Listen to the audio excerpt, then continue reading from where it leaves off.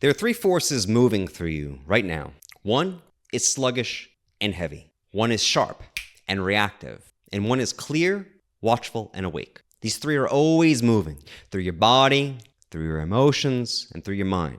And if they're not in balance with one another, you're not present. This is why we need the scourge, the dagger, and the chain. The scourge is sulfur. It's rajas, fierce, fiery, and hot. It awakens the will when the body is dull. It is ardency, the fire that starts the work. The dagger is mercury, sattvas, clear, calm, slicing. It brings focus when energy becomes chaos.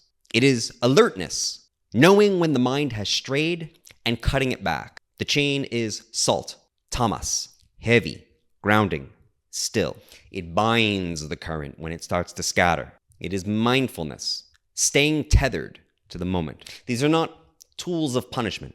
They are not relics of masochism. They are disciplines of balance, internal tools of the magician who is learning how to balance their own energy. Magic, meditation, life, they don't just require willpower. They require rhythm, insight, self-understanding. What excites you? What calms you? What holds your attention? Until you know these answers, you're not practicing magic. You're just memorizing the ritual. Eastern traditions often say that all of this, body, mind, even peace, is illusion. But Thelema is different. Thelema does not flee from pain. It moves through it. It doesn't mourn sin. It anoints it. It doesn't escape the world. It consecrates it. Even pain can be radiant. Even shadow can be holy. This is the sacrament of penance. Not as shame, but alignment. And then something else arrives. The oil. The oil is not just something that you apply. It is also something that descends. You cannot just will it into being. It arrives when the balance is right. It represents the fourth thing, the real, that emerges when the temple is ready. It is the presence that fills the body when the work is honest. The oil is not ambition. It is aspiration touched by grace. It is the spark of the divine, reaching down to claim its reflection.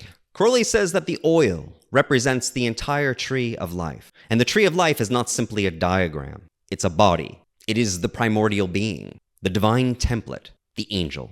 When the oil arrives, everything it touches is sanctified. The body, the tools, the temple, the soul. You're not just building a temple, you are the temple. And the oil is what makes the temple real. So scourge yourself when you're falling asleep. Cut yourself when you're chaotic. Bind yourself when your mind scatters. And when the balance is true, listen. The real will come. And when it does, all that you are will begin to flame.